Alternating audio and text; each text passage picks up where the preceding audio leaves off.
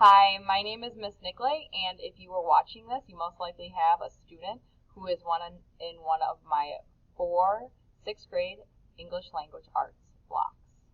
And this is my virtual presentation that I would show on Parent Information Night. So a little bit about the weekly schedule. You have Mondays and Tuesdays where the morning classes, so blocks 1, 2, and 2, 3 have 100 minutes of English language arts, and then the afternoon classes on those days have only 50 minutes of English language arts. And then it flip-flops come Wednesday and Thursday, where the morning blocks will only have, so 1, 2, and 2, 3 will only have 50 minutes of English language arts, and my afternoon blocks, 4, 5, and 5, 6 will then have 100 minutes of English language arts for those days. So just a little bit about me. I'm originally from Virutal Heights, Minnesota. That's a photo of my parents, and they are actually both retired special education teachers. My mom actually subs here at Chippewa. We're still trying to get my dad to sub, but he does like to stay in the comfort of his St. Paul Public Schools where he taught for a number of years. In the summer, I work at a garden center called Gerton's in Virutal Heights. I've worked there for 9 summers. I absolutely love it. I have the best bosses. I sell retaining wall and pavers and mulch and rock, so I know all about that. I've worked there for 9 years, but I know nothing about plants. I'm kidding, I know a little bit about plants, but I do not have a green thumb, and I just don't know much on that side of things. But if you have any questions about retaining wall or pavers, I'm your girl. All right, this is actually my 5th year, going on my 5th year teaching. This will be my 3rd year here at Chippewa, and I absolutely love it. Some of the hobbies I include reading, running, traveling, and hanging with my 2 favorite pooches, which are Ernie and Clifford. So those are just some photos from things I like to do. All right, so the really, really important stuff. On days your students are in class, they need their independent reading book every single day, and I cannot stress this enough. This class, there's a bunch of reading time, and not only while they're independently reading, but they're working on different strategies that I've either taught them online the day before or taught them in class. So we'll be using those books for a lot of different things.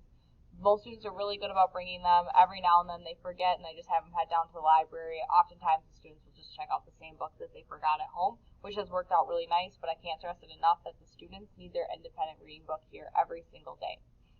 We do start class each morning together as a whole class, yes, as a whole class. So students that are at home, whether you're cohort 1 or cohort 2, the students at home that day just sign into the live Google Meet link, and I will show you that momentarily, where they all say hi to each other and we cheer as they enter. It's kind of fun, and I read to everyone out of this book that I'm reading right now. It's called Survival Strategies of the Almost Brave. So students get to listen to that. They get to check in with me. It's kind of a fun thing we do. There is an ample amount of reading time provided in class each day. And again, students might be working on a reading goal or a reading strategy during this time, and I'll be oftentimes walking around the room and checking in with them and conferring with them and asking about what they're reading. And right now I'm really just trying to get to know them a little bit more as readers and understand different reading goals they have set for themselves. Okay, the important thing on days students are at home, and this is where I'm still noticing students are getting kind of confused, so hopefully this video makes it clear for you. So if they have any questions and they're by you, it makes sense and everyone's kind of on the same page. So important things to know. Students do have access to me during their designated class time. So let's just say they're in block 1, 2, and it's a Monday. They have 100 minutes of ELA from 7:45 until, I think it's 7:45 until 9:25. So that entire 100 minutes, I will leave that Google Meet link open, and they can chat me. They can say, hey, Miss Nicolay, I have a question, and I will come over to my camera.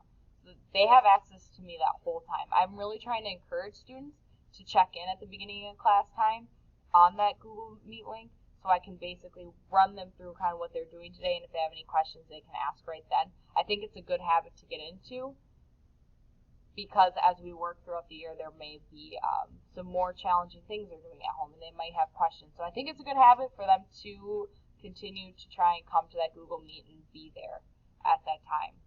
There's always daily work assigned on their task sheet. and I'm going to show you what that looks like in a moment. The work at home is meant to be independent. Again, they have access to me, but it is meant to be independent. They should be able to do it on their own. Expectations for students. So join that Google Meet link at the start of class. I did talk about that briefly. It's just right on their Google Classroom page at the very top at the start of class. They're still kind of getting into the rhythm of the schedule because it is kind of wonky, but they're getting better at it each day, and I'm seeing more and more students check in, and it's become the norm for my class to just check in and be there, and we always kind of clap hands and get excited when students show up just so they know, like, hey, I really should be coming to that Google Meet link, and this is the norm for this class. And it's been cool to watch how many students continue to come back, and now the number is growing, which I like to see. Check the task sheet posted for that day, and I will show you that, and then complete all practice work in the class time provided. So if they're at home for 100 minutes of ELA, and it's Tuesday, and they're cohort 2 or cohort 1, whatever day they're at home, if they're in the morning, if it's allotted for 100 minutes, they'll have 100 minutes of work to work on. Now, if it's only 50 minutes, then it's 50 minutes of work to work on. I basically just have 4 different lesson plans running at once, and I flip them through the week depending on where they're at with the learning targets and what we're working towards. So this is, just to show you, this is what students will do. So here's the live Google Meet link. So they just go to this at the start of class, and I'll be there, and they get to see all the other students' faces. So again, it's right up here. So this is really important at the start of class if they're at home, this live Google Meet link. The class worksheet is always going to be at the top, and it's on this course calendar. There was a little bit of confusion today because it's October 1st, and students were like, Miss Nicola, you didn't link a task sheet. Well, I was like, well, you do need to scroll down to the next one. It is October. So it looks something like this. And you may have seen this already. But you can see they have the learning targets there. Right now we're focusing on making inferences. And depending, this is where it gets a little bit confusing. But if they're cohort 1, they're always going to be on this left-hand side in the blue. If they're cohort 2, they're always going to be yellow on the right. Now there's one more thing to this. If they're in a morning class right up here, and I give them the times every day, then they will be in one of these 2 lesson plans. But if they're an afternoon block, they may be down here, so they do have to scroll. I noticed there was some confusion during the week with that. I just send out one lesson plan. They just need to remember which side to check. So mornings are up here. Afternoon blocks 4, 5, and 5, 6 are down here. Times are provided there for them. All the links, all the things they need access to are provided there for them. Okay. Alright, Friday Flex Plan. Things to know. Virtual ELA check-in available from 8:55 to 9:55 on the Google Meets.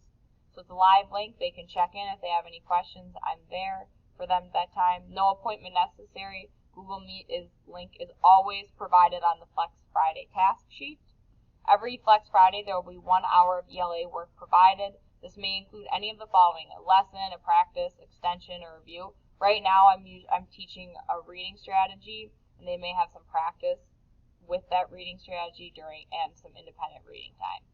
In-person offerings for hybrid students for Friday Flex Plan, and I only teach hybrid students right now.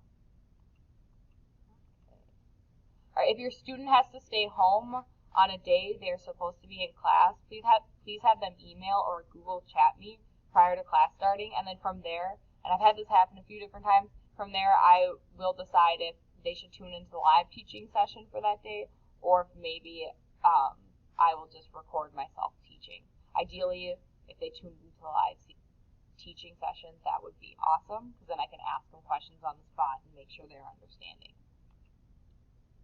Okay, important things to know about grading. Practice work is 20% and performance work is 80%. All practice assignments are aligned with the learning goal. Now, not all of them, between you and I, not all of them are going to be graded. However, I did talk to students that if they're not doing the practice work, it is a conversation when it comes to a learning target check and checking in on how their progress towards this learning target. If they're not doing so well, and I notice, hey, you haven't been doing the practice work at home on those, they're not technically off days, but those work from home days, that may be a conversation we need to have. Rubrics for how students are graded will be provided in student view or student and parent view. And then late work is accepted. Don't tell them this. I would prefer all the work coming on time, but I will accept late work. I understand things happen. Relearning opportunities are welcome. If you have any questions, feel free to email me if you would like to set up a time to have a phone or video conference. All right, thanks for watching.